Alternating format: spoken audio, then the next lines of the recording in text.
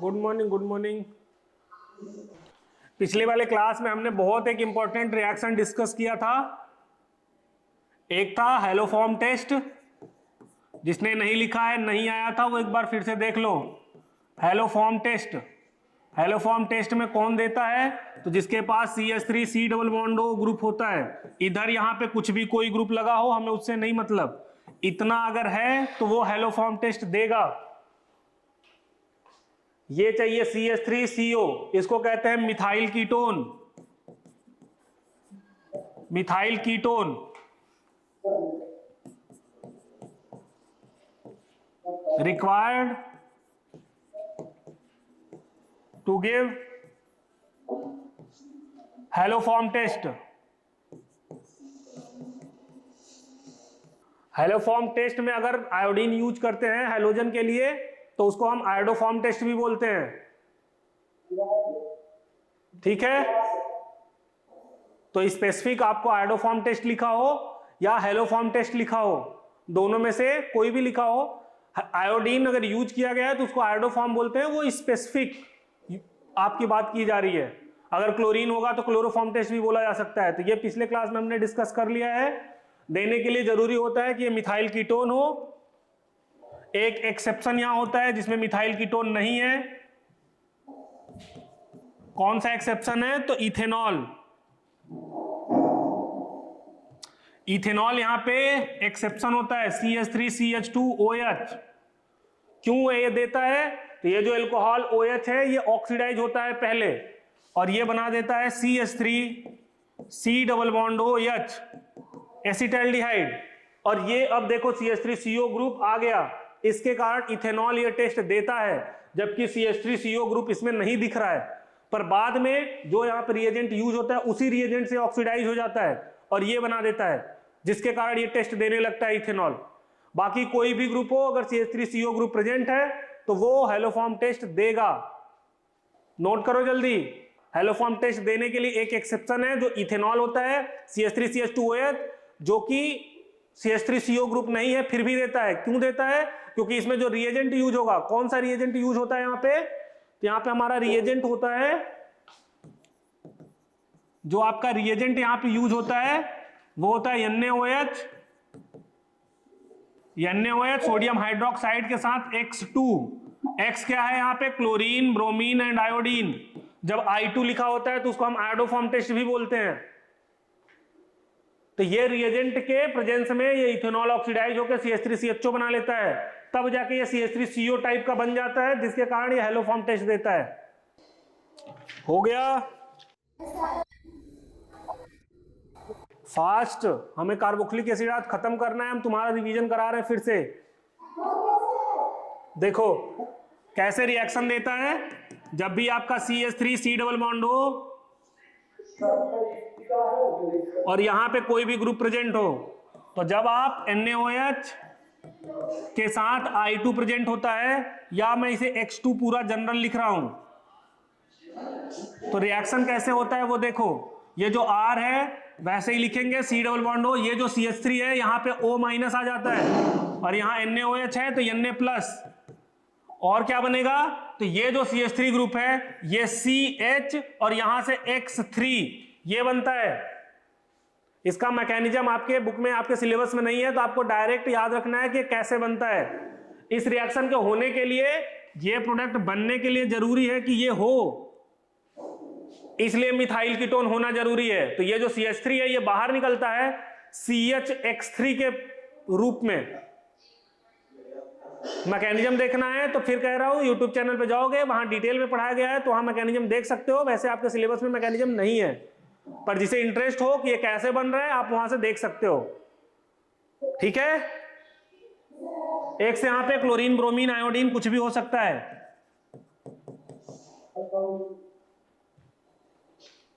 Note करो इसे, इसको हेलोफॉर्म टेस्ट बोलते हैं। ये पीछे वाला ही है हेलोफॉर्म टेस्ट। नेक्स्ट हमने एल्डोल रिएक्शन पढ़ाया था। एल्डोल रिएक्शन जो मैं ये लेक्चर ले रहा हूं वही यूट्यूब चैनल पे फिर से यही लेक्चर जाता है, अभी जाएगा। एल्डोल बहुत बड़ा टॉपिक है, क्रॉस एल्डोल और सेल्फ एल्डोल प्रोडक्ट बनता है, तो आपको फिर से वहां से पढ़ना पड़ेगा क्योंकि मैं पूरा नहीं पढ़ा सकता, यहां पे टाइम नहीं है। क्या होता है मैं ओवरव्यू दे रहा हूं। एल्डोल रिएक्शन होने के लिए अल्फा हाइड्रोजन होना जरूरी है। मैंने बताया था कि अगर C double bond O group है, अगर लेट सपोज यहां पे एल्डिहाइड हो, तो C double bond O group के इधर और इधर, लेफ्ट एंड राइट साइड, यहां पे और यहां पे, ये जो दोनों कार्बन होते हैं इसको हम अल्फा कार्बन बोलते हैं। यहां पे चूंकि हाइड्रोजन है, कार्बन भी हो सकता है कीटोन के केस में, तो ये जो सीओ ग्रुप के दोनों तरफ जो कार्बन होते हैं इसे हम अल्फा कार्बन बोलते हैं, और इस कार्बन पे जो हाइड्रोजन होता है उसे हम अल्फा हाइड्रोजन बोलते हैं।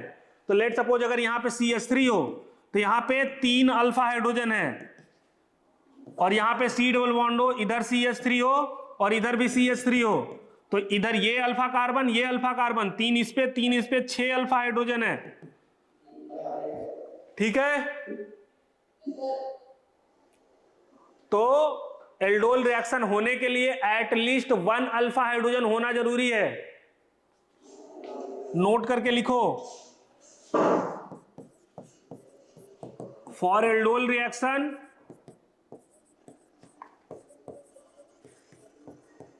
at least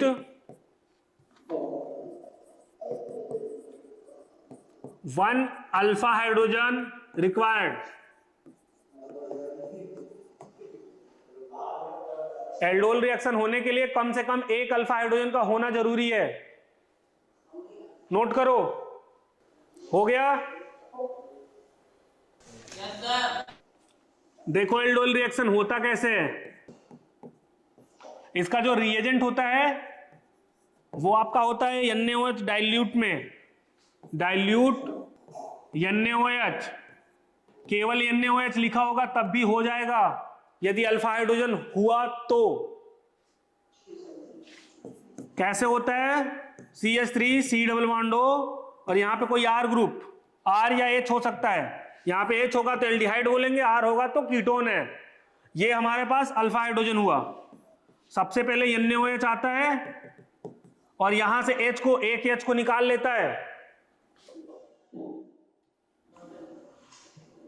इसको हमने CH2 लिख के यहां पे H लिख दिया, तो ये टूट के यहां पे कुछ ऐसे बन जाएगा, C डबल बॉन्ड O, यहां पे CH2 निगेटिव, और यहां पे H या R जो भी ग्रुप प्रेजेंट है वो ऐसे ही रहेगा।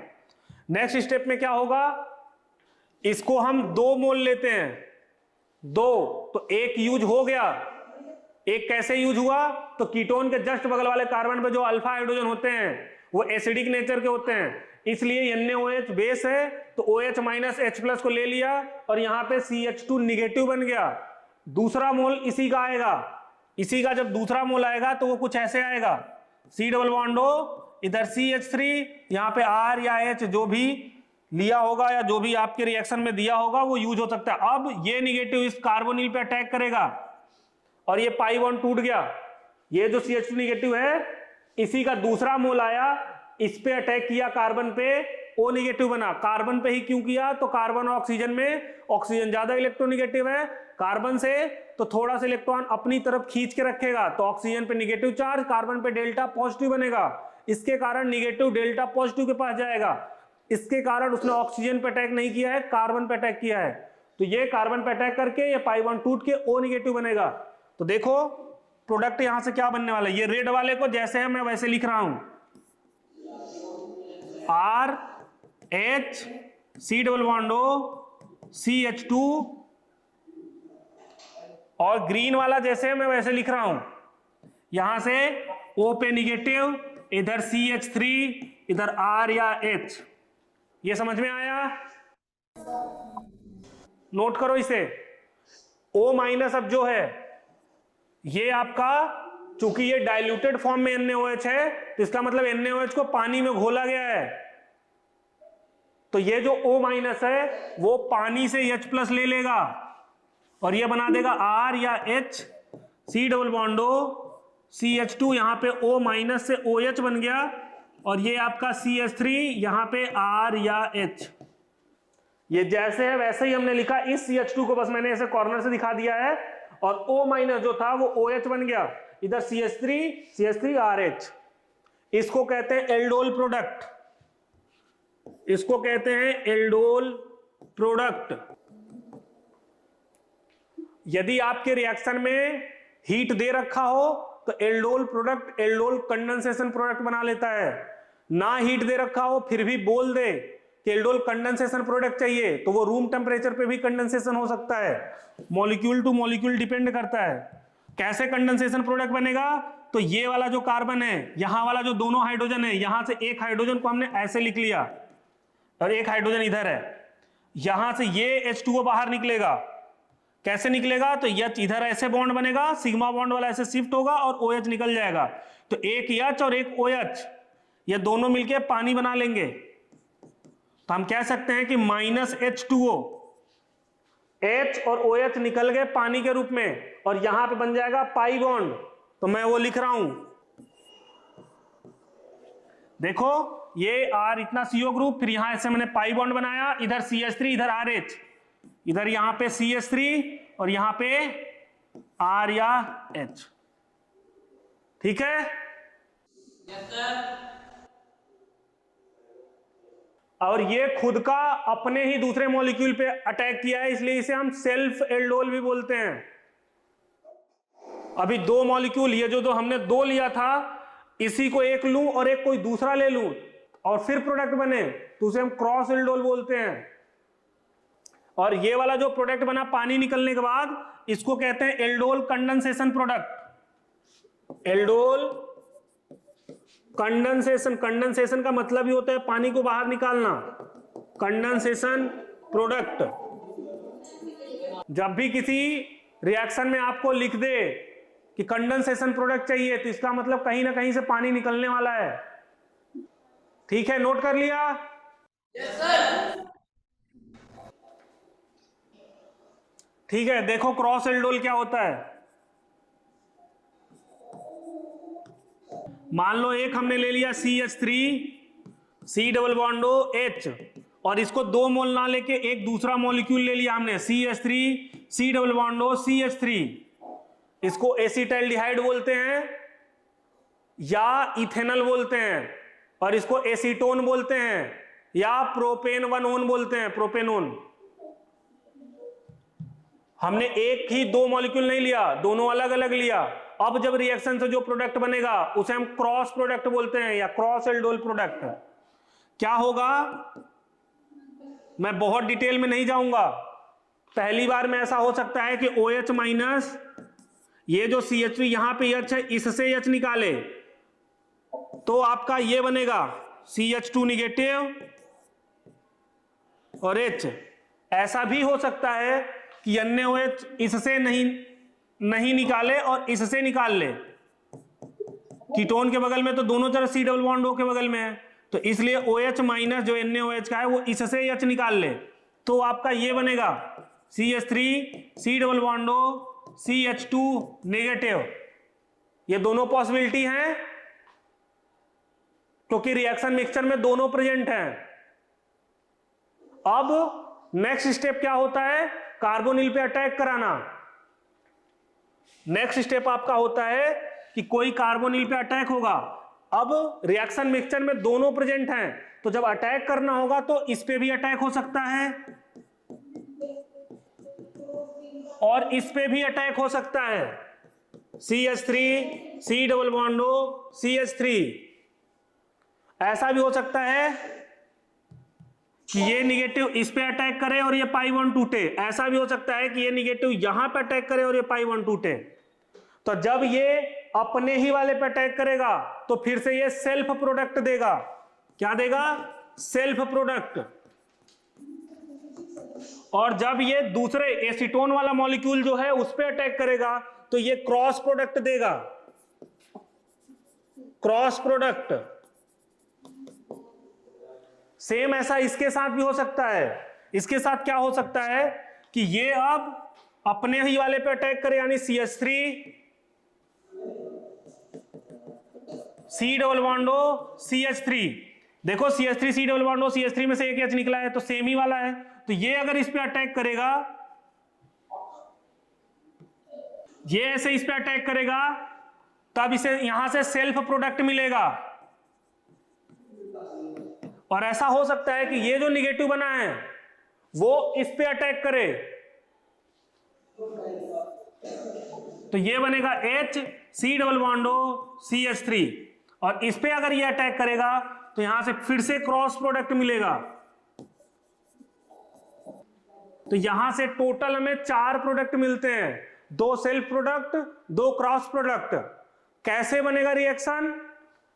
तो सेम जैसे यहां पे कराया था, कीटोन पे अटैक कराया, फिर O माइनस बना, फिर इसको H दिया, OH बना, तो एल्डोल प्रोडक्ट बना, और फिर पानी निकाल दिया तो एल्डोल कंडेंसेशन प्रोडक्ट बना। सेम आप अपने से कराओगे, क्योंकि अब हमारे पास इतना नहीं टाइम, इसलिए हमें नहीं कर पा रहा। ये मैंने निगेटिव दिखा दिया है, यहां भी निगेटिव दिखा दिया है। इस पे अटैक कराओ, O माइनस बनाओ, इसको सीधे इससे जोड़ो, O माइनस बनाओ, इसको सीधे इससे जोड़ो, O माइनस बनाओ, फिर उस O माइनस को OH बना दो। सेम यहां से इस निगेटिव को इस पे अटैक कराया, O माइनस बनाया, बाद में इसको OH बना देना है H2O से H प्लस लेके। सेम इसको इस पे अटैक करा के O माइनस बनाया, और H2O से फिर से H लेके OH बना देना है।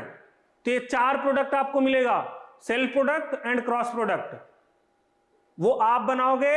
यदि आपको नहीं समझ में आ रहा है तो फिर से कह रहा हूं, यूट्यूब चैनल है, उस पर पूरा पढ़ाया है, वहां से करो, ठीक है? क्योंकि ये फिर से आधा घंटा टाइम लेगा, और आज मुझे कार्बोक्सिलिक एसिड पढ़ाना है। समझ में आया?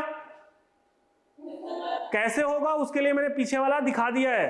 तो एक मैंने सेल्फ का बना के दिखा दिया हूं, किस पे कौन अटैक कर रहा है वो भी बता दिया हूं। अब आपको प्रोडक्ट फाइनल आपको बनाना है। नेक्स्ट मैं चल रहा हूं। अब एक मैंने आपको होमवर्क दिया था, ये होमवर्क देख लो, ये होमवर्क था।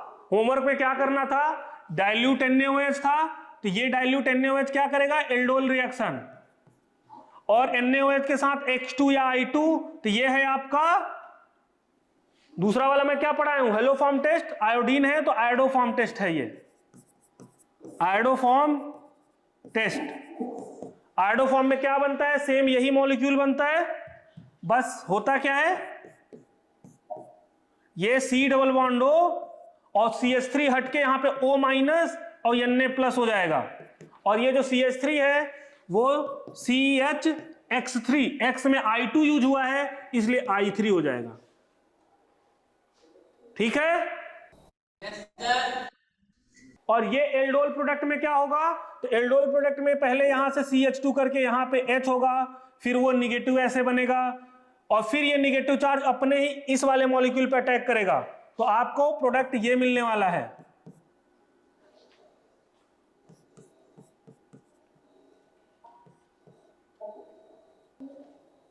देख लो कैसे बनाया है मैंने। तो देखो, शॉर्ट में ऐसे बनाते हैं। जब भी आपको एल्डोल का शॉर्टकट देखना हो तो मान लो कुछ ऐसे है ना, इसको इस बड़े वाले को मैं R ग्रुप मान लीजिए, और ऐसे मैंने CH इधर H इधर H ऐसे लिख लिया CH3 को। अब फिर से इसी का मैंने दूसरा मॉलिक्यूल ऐसे पलट के लिखा, C डबल बॉन्ड O, इधर R और इधर CH3, ठीक है? ये शॉर्टकट है बनाने का। और ये H2O मॉलिक्यूल बाहर निकाल दिया, CH से डबल बॉन्ड ऐसे जोड़ दिया मैंने, R C double bond O, और ये CH डबल बॉन्ड इधर R और इधर CH3।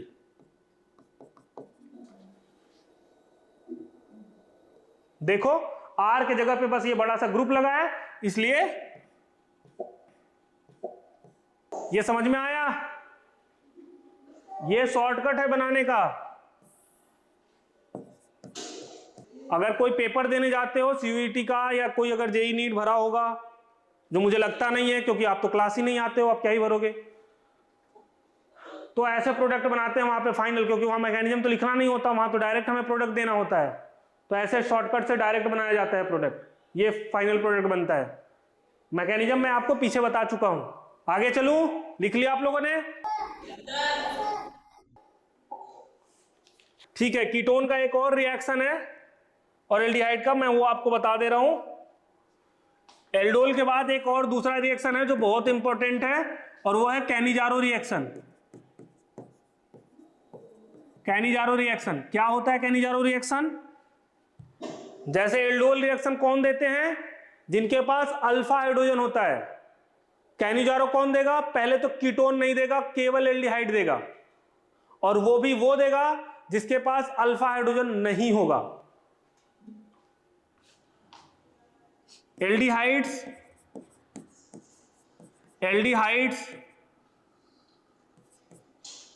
having absence of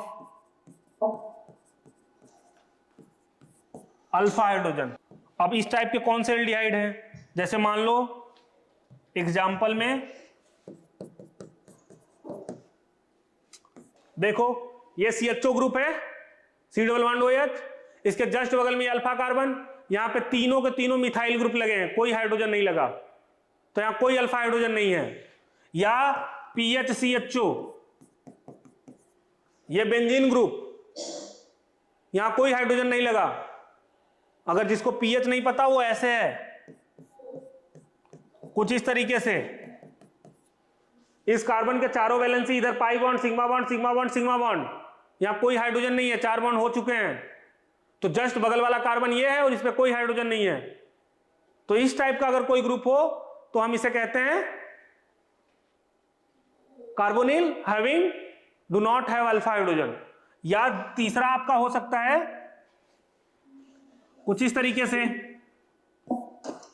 देखो, ये आपको देखने में लग सकता है कि डबल बॉन्ड के ऊपर एक हाइड्रोजन है, पर वो अल्फा हाइड्रोजन में काउंट नहीं होगा। क्यों? अल्फा हाइड्रोजन में हमेशा काउंट होने के लिए sp3 कार्बन होना जरूरी है। किसी ने अगर अल्कोहल वाला मेरा लेक्चर अटेंड किया होगा तो उसे पता होगा, sp2 कार्बन पे जो हाइड्रोजन होते हैं उसको हम अल्फा हाइड्रोजन में काउंट नहीं करते। तो ये कार्बन, कार्बन के जस्ट बगल में ये कार्बन, इस कार्बन का एक हाइड्रोजन है बट ये अल्फा में नहीं काउंट होगा। क्यों? क्योंकि ये वाला हाइड्रोजन पार्टिसिपेट नहीं कर सकता, क्योंकि sp2 है। बाद में यहां पाई बॉन्ड बनता है, एक के बाद दूसरा पाई यहां पे नहीं बन सकता, तो ये भी काउंट नहीं होगा। This is not a alpha hydrogen, याद रखना, क्योंकि ये sp2 सेंटर है। sp3 होना चाहिए अल्फा हाइड्रोजन होने के लिए। नोट कर लो अपनी कॉपी में, कार्बोनिल के जस्ट बगल वाले कार्बन को अल्फा कार्बन बोलते हैं, उसके हाइड्रोजन को अल्फा हाइड्रोजन बोलते हैं, लेकिन कंडीशन ये होता है कि बगल वाले जो दोनों कार्बन है वो sp3 हो, sp2 नहीं। नोट कर लिया? Yes, sir. इसका रिएजेंट लिख लो, क्या होता है? रिएजेंट आपका लिखा होता है 50% KOH, या कभी कभी आपको लिखा होता है कंसंट्रेटेड कॉन्ग KOH, या कभी कभी आपको केवल KOH भी दिख सकता है। कोई दिक्कत नहीं है, अगर अल्फा हाइड्रोजन नहीं है तो कैनिजारो हो जाएगा। मान लो डाइल्यूट भी नहीं लिखा, कॉन्ग भी नहीं लिखा, सिंपल KOH या NaOH लिखा है। KOH या NaOH भी हो सकता है, NaOH भी लिख सकते हैं हम, सोडियम हाइड्रोक्साइड या पोटेशियम हाइड्रोक्साइड में से कोई भी हो सकता है। तो मान लो 50%, 50% का मतलब होता है कि आधा उसमें KOH है, आधा पानी मिला हुआ है। या ऐसा भी हो सकता है कि केवल KOH लिखा हो, ना डाइल्यूट लिखा हो, ना कॉन्ग लिखा, कुछ भी नहीं लिखा, तब केवल ये देखो उसमें अल्फा हाइड्रोजन है कि नहीं। अगर अल्फा हाइड्रोजन है तो एल्डोल रिएक्शन होगा, अल्फा हाइड्रोजन नहीं है तो कैनिजारो रिएक्शन होगा। ठीक है, आगे चलूं? हुसैनाबाद, आपको कुछ समझ में आ रहा है? देखो रिएक्शन कैसे होता है।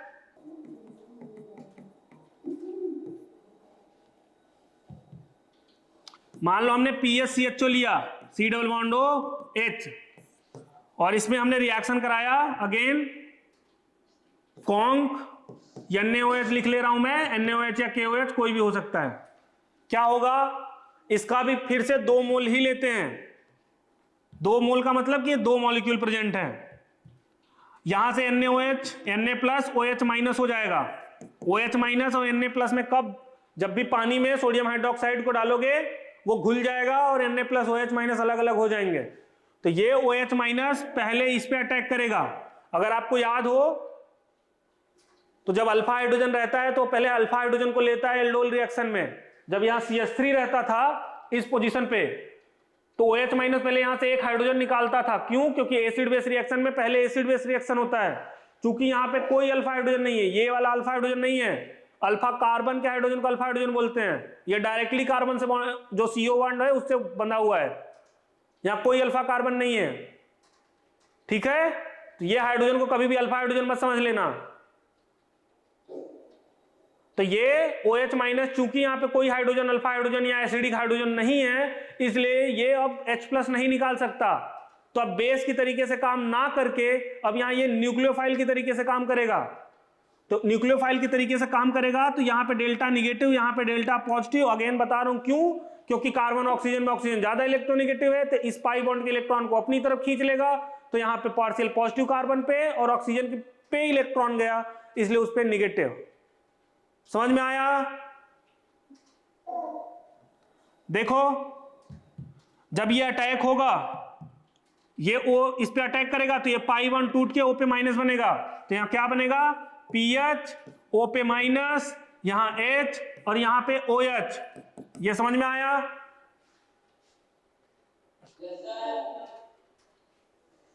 इस रिएक्शन को न्यूक्लियोफिलिक एडिशन बोलेंगे या सब्स्टिट्यूशन बोलेंगे? मलिहाबाद सब्स्टिट्यूशन है? अरे नहीं है। सब्स्टिट्यूशन का मतलब मैंने आपको बताया था कि एक अटैक करे तो फिर दूसरा निकले। यहां पर कोई निकला है बाहर, केवल जाके ऐड हुआ है OH माइनस, अभी कुछ भी बाहर नहीं निकला, इसलिए ये एडिशन रिएक्शन है। सिंपल पाई बॉन्ड टूटा है। अब देखो सब्स्टिट्यूशन नेक्स्ट स्टेप में होता है। कैसे? नेक्स्ट स्टेप में आपका ये जो O माइनस है दोबारा वापस आएगा और ये जो H है ये H माइनस के रूप में बाहर निकलेगा। पूरे आपके सिलेबस में केवल ये एक रिएक्शन है जहां हाइड्रोजन H माइनस के रूप में बाहर निकलता है, हाइड्राइड के रूप में। बाकी कोई ऐसा रिएक्शन नहीं मिलेगा आपको जहां हाइड्रोजन हाइड्राइड के रूप में निकलता हो, ठीक है? तो ये आपका बनेगा PH, C double bond O और OH, और यहां पे बना आपका प्लस में H पे माइनस, ठीक है? अब ये जो H माइनस है, चूंकि हमने 2 मोल ले रखा था ना, तो 1 मोल अभी बचा हुआ है, तो आ गया वो PH,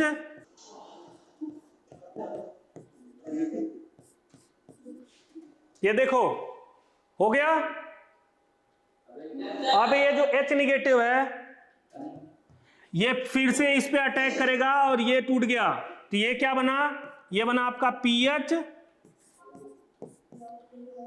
O पे माइनस, H एक पहले से था और एक H ये वाला आया, तो मैं उसको व्हाइट से ही दिखा रहा हूं। ये समझ में आया? अब ये जो O माइनस है, ये जो बेंजोइक एसिड बना हुआ है, इससे H प्लस ले लेगा, इससे ये लेगा, ये H ले लेगा और ये बना देगा PH, यहां पे OH, इधर H, इधर H, और वो बन जाएगा प्लस में PH, C double bond O पे माइनस, वो H चला गया तो O पे माइनस, और यहां Na प्लस, काउंटर आयन इसका नोट करो।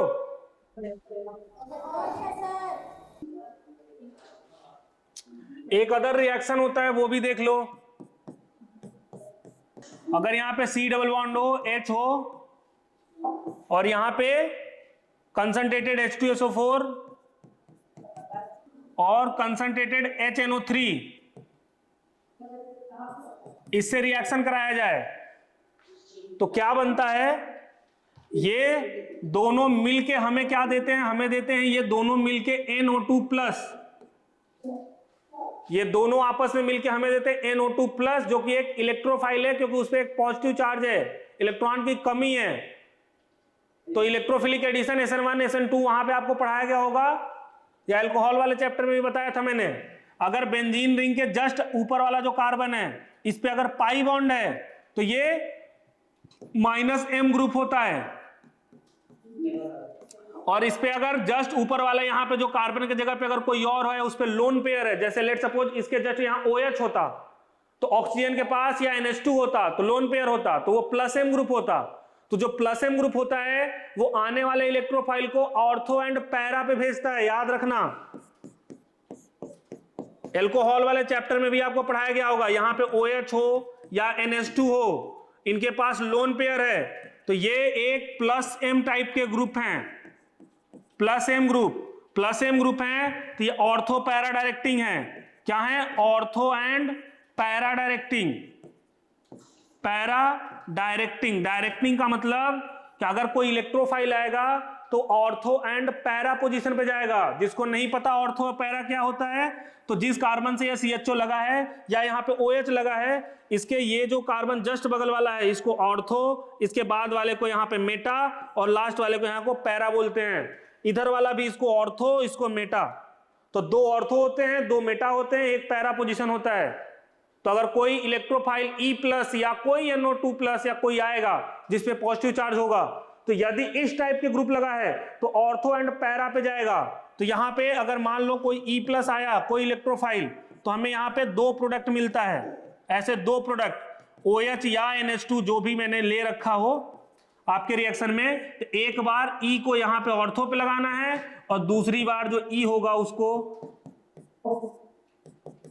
उसको पैरा पे लगाना होता है। कोई भी अगर E+ आया, लेट सपोज यही वाला रिएजेंट मैं ले लेता है NO2+, तो यहाँ ऑर्थो पे NO2+ लगता और एक बार यहाँ पैरा पे NO2+ लगता। हुसैनाबाद और पंडित दीनदयाल दोनों के अल्कोहल वाले चैप्टर में मैं बता चुका हूं ये रिएक्शन। अगर कॉपी आपके पास हो भगवान की दया से तो देख लेना पलट के, क्योंकि आप लोगों ने तो लिखा नहीं था, टेस्ट में पता चल गया था मुझे। ये तो हुआ जब जस्ट बगल वाले कार्बन पे कोई लोन पेयर वाला हो या निगेटिव चार्ज वाला हो। मैंने लोन पेयर वाले को दिखाया है। यदि ऐसा हो कि जस्ट बगल में यहाँ पे डबल बॉन्ड वाला हो, जैसे यहाँ कार्बन है इसके पास डबल बॉन्ड है, तो ये -M टाइप का ग्रुप है, ये मेटा डायरेक्टिंग होता है। क्या होता है? Meta directing. मेटा डायरेक्टिंग मतलब कि जो E आ रहा है, E+ आ रहा है, वो मेटा पे जाएगा। तो ये आपका ऑर्थो पोजीशन, ये मेटा पोजीशन, ये पैरा पोजीशन, तो बस मेटा पे इसको लगा दो। जो CHO जैसे है वैसे रहेगा, इसका मेटा पोजीशन ये है, तो यहां से जो इलेक्ट्रोफाइल है ये NO2+ है, इसलिए NO2 को यहां लगा दो। लिख लो अपनी कॉपी में, हिंदी में या जिस लैंग्वेज में समझते हो लिख लेना कि बेंजीन के जस्ट ऊपर वाला जो ग्रुप है अगर उस पे पाई बॉन्ड है तो वो -M ग्रुप है, वो मेटा डायरेक्टिंग है। यदि बेंजीन के जस्ट ऊपर वाला जो एटम लगा है उस पे लोन पेयर है तो वो +M ग्रुप है और वो ऑर्थो एंड पैरा डायरेक्टिंग है। याद रखना, अगर ये CHO की जगह पे यहां पे अगर H होता, या H तो है सॉरी, अगर यहाँ पे कोई R ग्रुप अल्काइल ग्रुप लगा होता, या यहाँ पे OH होता, या यहाँ पे OR होता, तब भी यही प्रोडक्ट बनने वाला था। H होता तो H लगा रहता, R होता तो R लगा होता, OR होता OR लगा होता, OH होता OH लगा होता। इसी में मैंने आपको कार्बोक्सिलिक एसिड भी बता दिया, अगर C डबल बॉन्ड हो और यहाँ OH होगा तो ये कार्बोक्सिलिक एसिड बनेगा, तो वो भी यही रिएक्शन देते। केवल यहाँ C डबल बॉन्ड होना चाहिए, इधर क्या लगा है कोई मतलब नहीं है। यहाँ पे अगर NH2 लगा दोगे तब भी यही प्रोडक्ट मिलने वाला है। केवल आपको ये देखना है कि इससे जस्ट बगल वाले पे पाई बॉन्ड है कि नहीं। अगर पाई बॉन्ड है तो सब मेटा डायरेक्टिंग होंगे और E+ को मेटा पे भेजेंगे और केवल एक प्रोडक्ट मिलेगा, जबकि इसमें दो प्रोडक्ट मिलेगा। आगे चलूं?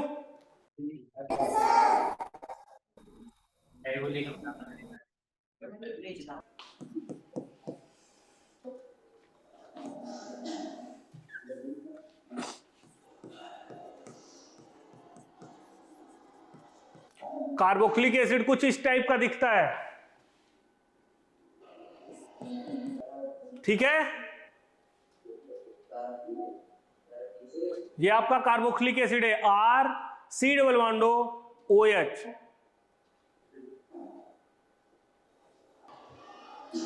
ये जो हाइड्रोजन है इसको अगर ऐसे निकाल दोगे और -H+ कह दोगे तो ये R C double bond O पे माइनस, और ये जो निगेटिव चार्ज बन रहा, यहां पे ये जो निगेटिव चार्ज बन रहा है वो आपका इसके साथ रेजोनेंस में है। रेजोनेंस होने के लिए डबल बॉन्ड सिंगल फिर डबल बॉन्ड सिंगल फिर negative charge, double bond single फिर positive charge, double bond single फिर लोन पेयर। क्या बोला मैंने? रेजोनेंस होने के लिए डबल सिंगल फिर डबल सिंगल फिर यहां पे पॉजिटिव चार्ज, डबल सिंगल और फिर यहां पे निगेटिव चार्ज, या डबल सिंगल और यहां पे किसी के पास लोन पेयर। ये अलग अलग कंडीशन है जिसमें रेजोनेंस होता है पाई बॉन्ड के साथ। तो ये निगेटिव चार्ज सिंगल फिर डबल बॉन्ड, तो ये निगेटिव चार्ज रेजोनेंस में होगा और रेजोनेंस दिखाने का ये साइन होता है, दोनों तरफ तीर लगा होता है।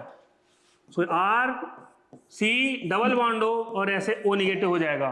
तो चूंकि H प्लस निकलने के बाद जो O पे निगेटिव बन रहा है वो रेजोनेंस स्टेबलाइज है, अच्छे से स्टेबलाइज है, इसलिए ये H आराम से निकल जाएगा। और H आराम से निकल जाएगा इसलिए ये जो हाइड्रोजन है वो एसिडिक नेचर का है, एसिडिक नेचर। अब यदि आपसे कोई क्वेश्चन कर दे कि जो कार्बोक्सिलिक एसिड का हाइड्रोजन है वो एसिडिक क्यों है, जबकि एल्डिहाइड में जो हाइड्रोजन है वो तो एसिडिक नहीं है, क्या आप कोई बता सकता है? कि एल्डिहाइड में जो हाइड्रोजन है वो तो एसिडिक नहीं है, लेकिन यहां का हाइड्रोजन एसिडिक है। एल्डिहाइड ये था ना, एल्डिहाइड का जो हाइड्रोजन था वो कार्बन से जुड़ा था, इसके निकलने पे यहां पे निगेटिव बनता, वो स्टेबलाइज नहीं होता किसी के साथ। लेकिन यहां पे जो H निकल रहा है वो O पे जुड़ा है, O पे निगेटिव फिर रेजोनेंस स्टेबलाइज है, इसलिए कार्बोक्सिलिक एसिड का जो हाइड्रोजन है वो एसिडिक है। तो अगर कोई पूछे कि कार्बोक्सिलिक एसिड का हाइड्रोजन क्यों एसिडिक है, क्योंकि हाइड्रोजन निकलने के बाद जो निगेटिव चार्ज पीछे छोड़ के जा रहा आपने ऑक्सीजन के ऊपर वो अच्छा से स्टेबल है। समझ में आया? नोट करो, ये ऊपर जो लिखा है ये रेजोनेंस कंडीशन है। कब कब रेजोनेंस होता है वो, आगे चलूं? ठीक है, नेक्स्ट देखो मेथड ऑफ प्रिपरेशन, कैसे बनाते हैं कार्बोक्सिलिक एसिड को। मेथड ऑफ प्रिपरेशन,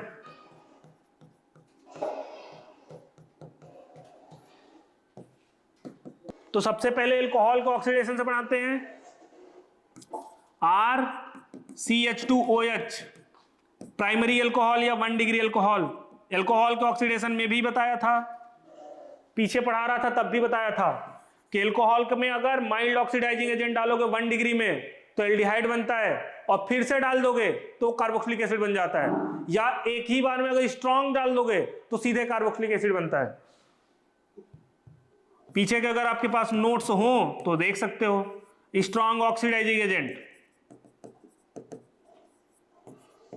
क्या होता है? स्ट्रॉन्ग ऑक्सीडाइजिंग एजेंट, तो हमने कहा था KMnO4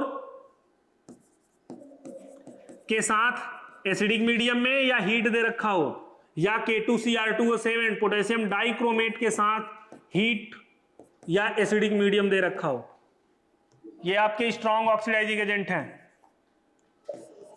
स्ट्रॉन्ग ऑक्सीडाइजिंग एजेंट, या CrO3 वीक ऑक्सीडाइजिंग एजेंट होता है, बट इसके साथ अगर H2SO4 भी ले लोगे, एसिडिक मीडियम कर दोगे, तो ये एक स्ट्रॉन्ग ऑक्सीडाइजिंग एजेंट है और इसका नाम जॉन्स रिएजेंट होता है। इसका नाम होता है Johns reagent, Johns reagent. Note करो, क्या बनेगा?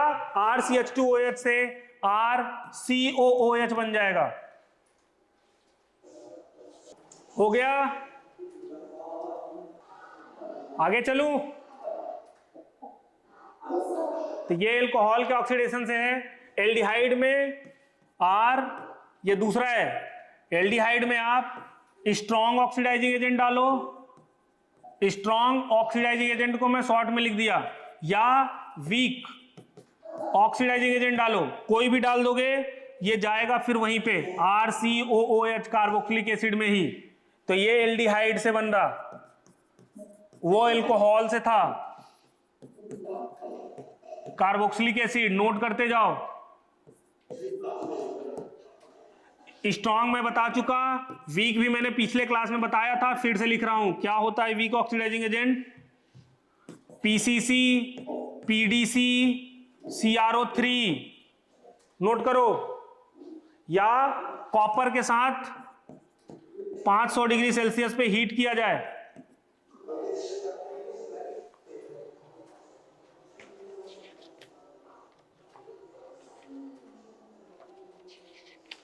ये डिग्री सेल्सियस नहीं है, सॉरी, केल्विन है, 500 केल्विन है। नोट कर लिया? तो ये आपके एल्डिहाइड से था, दूसरा डायरेक्ट हेलो एल्केन से है, अल्काइल बेंजीन। थर्ड है आपका फ्रॉम अल्काइल बेंजीन। क्या होता है याद रखना, ये अगर बेंजीन है और बेंजीन के ऊपर यहां पे कोई R ग्रुप लगा है, जैसे CH3 लगा हो, ऐसे बड़ा सा ग्रुप लगा हो, इधर बड़ा सा ग्रुप लगा हो, और एक इधर मैंने लगा दिया, ठीक है, और इसका रिएक्शन कराना है आपको KMNO4 KOH, KMNO4 KOH, potassium hydroxide के प्रेजेंस में, या OH माइनस केवल लिखा हो तब भी चल जाएगा। अगर ये रिएक्शन कराओगे, याद रखना एट लीस्ट ये जो बेंजीन के जस्ट बगल वाला कार्बन, ये और ये, इस पे एक अगर हाइड्रोजन हुआ तो वो सीधे COOH बनेगा। तो यहां पे 3 हाइड्रोजन है, यहां पे ये एक हाइड्रोजन है, यहां पे एक हाइड्रोजन है, और यहां पे कोई हाइड्रोजन नहीं है, नो हाइड्रोजन, नो हाइड्रोजन। अगर हाइड्रोजन नहीं है तो ये नहीं ऑक्सीडाइज होगा, बाकी सब ऑक्सीडाइज हो जाएंगे। और क्या बनाएंगे? देखो, ये आपका हो गया COOH, ये कार्बन पे लगा था, यहां भी COOH, इस कार्बन पे था, यहां भी COOH, और ये लेकिन जैसे था वैसे रह जाएगा। समझ में आया? तो याद रखना एटलीस्ट वन हाइड्रोजन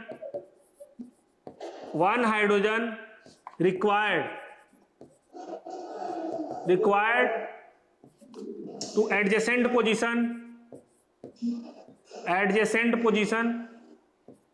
या एडजेसेंट कार्बन लिख लो, एडजेसेंट कार्बन ऑफ बेंजीन। ये बहुत इंपॉर्टेंट नोट है, नहीं तो क्वेश्चन आपसे गलत हो जाएगा। कम से कम एटलीस्ट एक हाइड्रोजन रिक्वायर्ड, एक हाइड्रोजन चाहिए एडजेसेंट का मतलब जस्ट बगल वाला कार्बन, किसके? तो बेंजीन के। तो ये बेंजीन रिंग के जस्ट बगल वाला कार्बन, ये इधर और इधर, तो जस्ट बगल वाले कार्बन पे एक हाइड्रोजन चाहिए। यहां पे कोई हाइड्रोजन नहीं है, इधर भी ये मिथाइल ग्रुप लगा हुआ है, ये मिथाइल ग्रुप है, इधर भी मिथाइल ग्रुप है, इधर भी मिथाइल मतलब CH3 ग्रुप लगा है। यहां पे इस कार्बन के इधर 3 बॉन्ड बन चुके थे, यहां भी मिथाइल है, यहां भी मिथाइल, एक बचा था, इसका मतलब हाइड्रोजन है। इधर ये मिथाइल ग्रुप है, इधर एक लगा है, तो 3 बॉन्ड बन चुके हैं, एक हाइड्रोजन प्रेजेंट है, और ये तो CH3 लिखा है, तो 3 हाइड्रोजन यहाँ ही। तो कम से कम एक हाइड्रोजन होना था, उसको ऑक्सीडाइज होकर COOH बनाने के लिए। इधर कितना भी बड़ा ग्रुप लगा हो कोई मतलब नहीं है। जैसे आपको ये लिख लिया आपने, मान लो ये वाला नीचे का नोट लिखा या नहीं लिखा? लिख लिया सर, लिख लिया। देखो, मान लो आपको ऐसे दे दिया गया,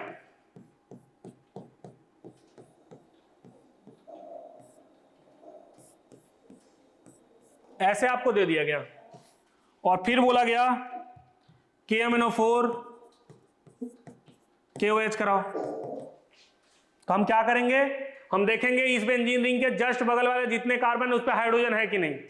हमने देखा ये बगल वाला कार्बन है, इस पे यहाँ पे एक हाइड्रोजन तो होगा ही, यहाँ 2 हाइड्रोजन होंगे क्योंकि 2 बॉन्ड बना है, 4 के लिए 2 और हाइड्रोजन चाहिए। यहाँ पे हमने देखा एक हाइड्रोजन और एक और चाहिए, तब जाके चारों वैलेंसी पूरा होगा।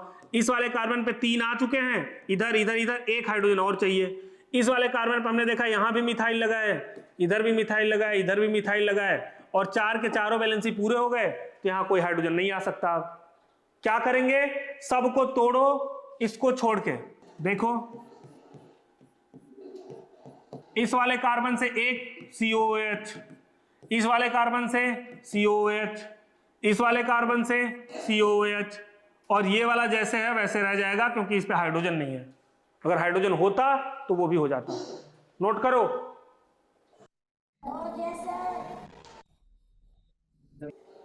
चलो नेक्स्ट देखो, थर्ड है आपका फ्रॉम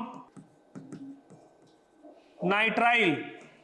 क्या होता है नाइट्राइल, देखो R⁻C⁻N,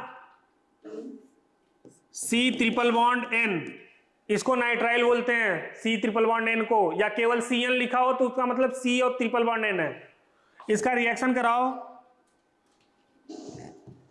H2O से, एसिडिक या बेसिक मीडियम कोई भी करा सकते हो, हाँ एसिडिक या बेसिक मीडियम, H+ हो या OH- हो, दोनों में से कोई भी हो।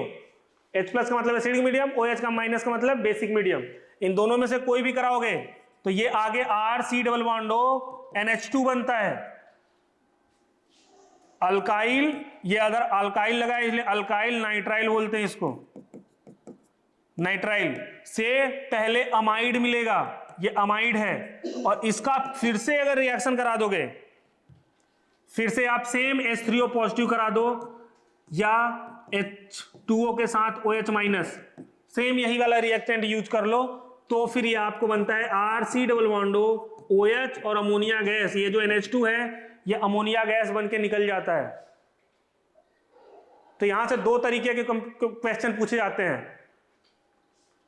पहला क्वेश्चन ये पूछा जाता है कि अगर नाइट्राइल का पार्शियल हाइड्रोलिसिस करोगे तो क्या बनेगा, पार्शियल हाइड्रोलिसिस करोगे तो अमाइड बनेगा, और फुल हाइड्रोलिसिस करोगे तो सीधे कार्बोक्सिलिक एसिड बनेगा। फुल हाइड्रोलिसिस का मतलब कि बहुत ज्यादा ही पानी और एसिड डाल के करा दिया गया। तो कंट्रोल्ड करोगे, कंट्रोल्ड मतलब कि आप अमाइड तक रोकना चाहते हो, या पार्शियल हाइड्रोलिसिस कर रहे हो, या हाइड्रोलिसिस है जब H2O और H+ ऐड कर रहे हो, तो पार्शियल हाइड्रोलिसिस पे अमाइड पे रुकेगा, कंप्लीट हाइड्रोलिसिस पे सीधे कार्बोक्सिलिक एसिड बनेगा। नोट करो, याद रखना RCN का RCONH2 और RCN से ही RC⁻OH,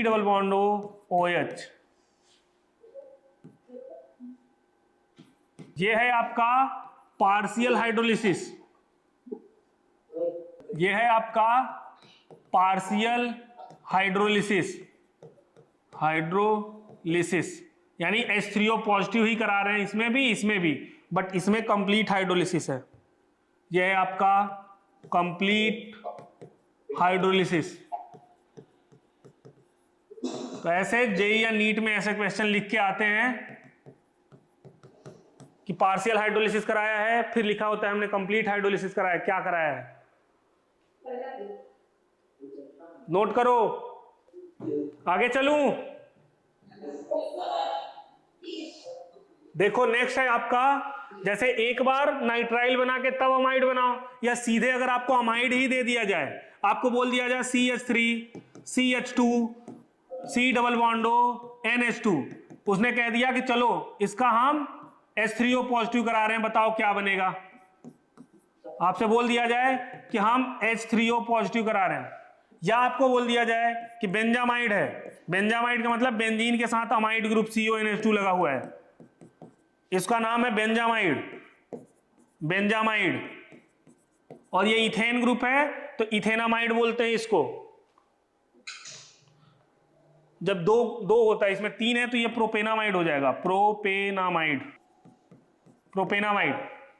अब इसका हाइड्रोलिसिस अगर करना हो तो क्या होगा, सिंपल ये जो अमाइड ग्रुप है CONH2 COOH बन जाएगा, जैसे यहां बना था ना, ये जो CONH2 था COOH बना था और NH2 अमोनिया बन के निकल गया था, तो ये क्या हो जाएगा CH3 CH2 C⁻O OH, और ये जो NH2 ग्रुप है ये अमोनिया बन के निकल जाएगा बाहर। सेम यहाँ पे H3O पॉजिटिव इसका भी कराया, H3O पॉजिटिव मतलब होता है H2O प्लस H प्लस, तो ये भी बन जाएगा COOH, और इसके साथ ये जो NH2 है ये अमोनिया गैस बन जाता है। ऊपर के तीर का मतलब होता है गैस बन रहा है और वो बाहर निकल रहा।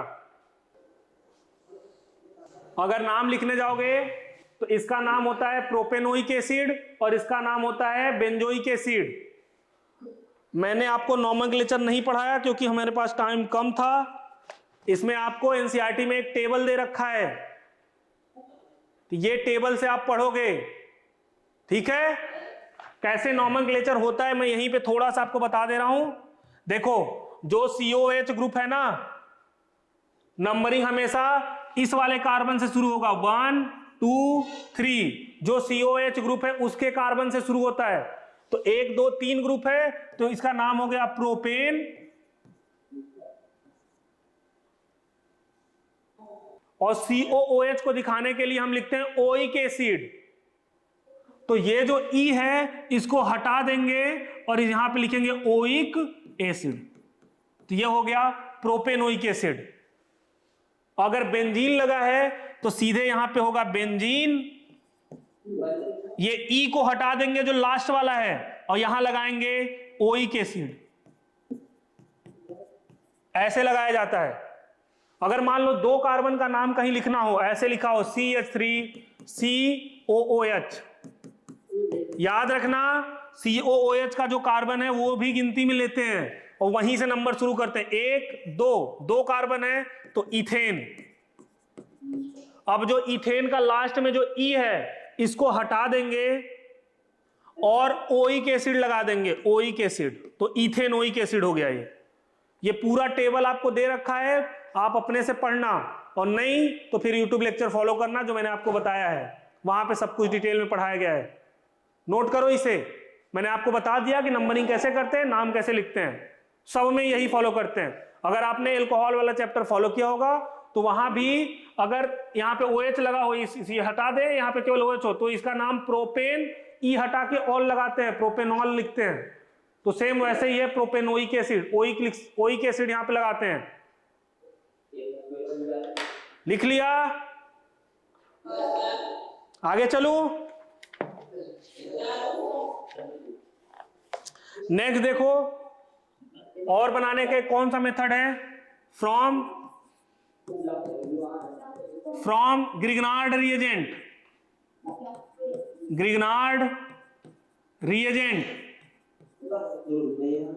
क्या होता है? RMgX, इसका रिएक्शन हम कराते हैं CO2 के साथ, CO2, और इसके बाद साथ NaOH भी होता है। सीधे सीधे ड्राई ईथर में कराए। ड्राई ईथर का मतलब समझते हो? एल्कोहल फिनॉल ईथर में पढ़ा होगा, ROR ग्रुप को ईथर बोलते हैं। ड्राई का मतलब है उसमें से पानी को निकाल दिया गया है। तो क्या होता है, ये जो CO2 है इसको ऐसे लिख लो, C double bond O। Pandit Deendayal और हुसैनाबाद, टाइम नहीं था इसलिए हमने ईथर वहां पे कवर नहीं किया है। ये देखो कैसे रिएक्ट करता है। देखो यहां पे इस CO2 जो कार्बन डाइऑक्साइड है उसको मैंने ऐसे लिखा, ये R पे माइनस, Mg पे प्लस बनाया, और ये R माइनस कार्बोनिल, ये C डबल बॉन्ड O जो है इस पे अटैक करेगा, ये पाई बॉन्ड टूट जाएगा, तो ये हो जाएगा R, यहां से CO पे माइनस और डबल बॉन्ड O। ये समझ में आया? नेक्स्ट स्टेप में एसिडिक हाइड्रोलिसिस इसका कर दोगे, H प्लस डाल दोगे, ये बन जाएगा R C double bond O OH। तो ये भी बनाने का मेथड है। अच्छा, इसके साथ ये जो MgX बनेगा वो आपका जो भी काउंटर आयन प्रेजेंट होगा उसके साथ चला जाएगा। यहां पहले O माइनस MgX यहां रहेगा और लास्ट में जब यहां पे H2O डालते हैं तो ये MgOH ऐसे बना लेता है। नोट करो, हो गया। एक और आपका मेथड ऑफ प्रिपरेशन है, 2 हैं, वो भी मैं बता दे रहा हूं ताकि ये खत्म हो जाएगा मेथड ऑफ प्रिपरेशन आपका इस चैप्टर का। एक है आपका असाइल हैलाइड से, फ्रॉम असाइल हैलाइड या एसिडिक एनहाइड्राइड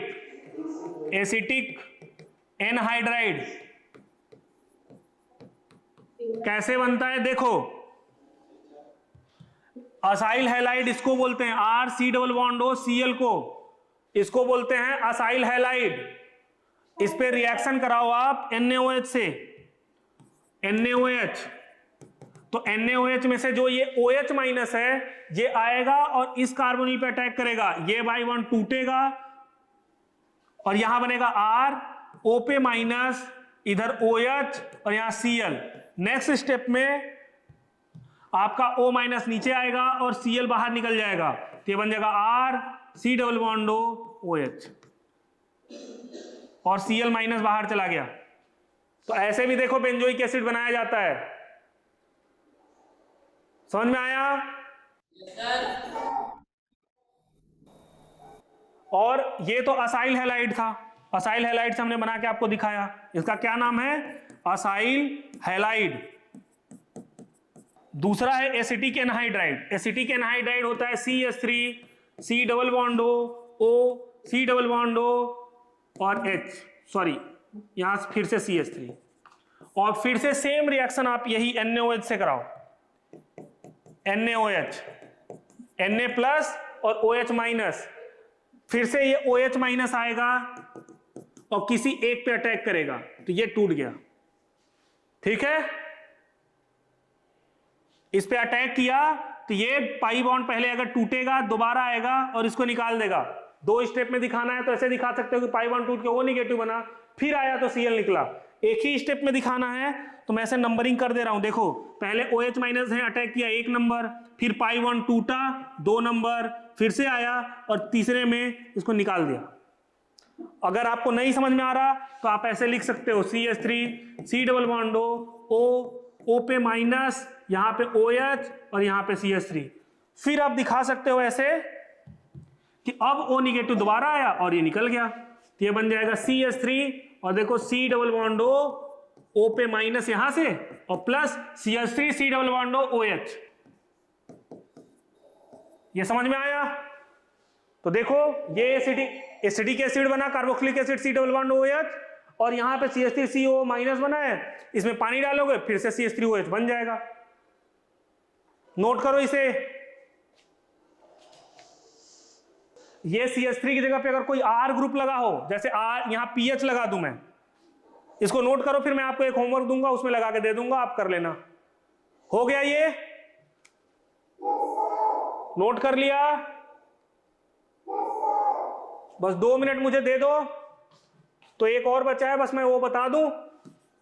लेट सपोज ये होमवर्क करके आना आप कि मैं ऐसे कह दिया PH C double bond O C double bond O CH3 और मैंने कहा कि इसका एसिडिक हाइड्रोलिसिस कराओ H3O पॉजिटिव। ये आगे पीछे जाता रहता है इसलिए इक्विलिब्रियम का निशान ऐसे लगाते हैं। ये आपका होमवर्क है, नेक्स्ट क्लास में मैं डिस्कस कर लूंगा। नोट कर लो इसे। हो गया? अब एक और बचा है, आप वो लिख लो बस, एस्टर हाइड्रोलिसिस। इसके बाद मेथड ऑफ प्रिपरेशन आपका खत्म हो जाएगा कार्बोक्सिलिक एसिड का। ये हो गया? देखो from hydrolysis of ester, hydrolysis of ester, ester क्या होता है? तो देखो R C double bond O R, इसको कहते हैं एस्टर और इसका हाइड्रोलिसिस कराओ। H3O पॉजिटिव फिर इसमें डालो, H3O पॉजिटिव। क्या होता है? H3O पॉजिटिव में ऑक्सीजन का ये जो लोन पेयर है ये इस पे ऐसे अटैक करेगा, ये पाई बॉन्ड टूटेगा, दोबारा आएगा, इसको निकाल देगा। तो ये क्या जुड़ा यहां पे? R C double bond O और यहां O जुड़ गया, H पॉजिटिव। ये समझ में आया? ये स्टेप RO माइनस बाहर निकल गया है, RO पे माइनस। क्या करेगा RO पे माइनस? यहां जो H है ना, एक इसको ले लेगा और इसको न्यूट्रलाइज कर देगा, तो ये बन जाएगा R C double bond O और ये OH और इधर से एल्कोहल भी बन गया ROH। तो ये एस्टर के हाइड्रोलिसिस से आपका बना हुआ है। यहां पे आपको H3O पॉजिटिव या बेसिक मीडियम भी दिया जा सकता है, लाइक NaOH, तब भी हो जाएगा। एसिडिक या बेसिक मीडियम दोनों में हाइड्रोलिसिस होता है। लिख लिया? देखो एक क्वेश्चन है, आप लोग करके आना।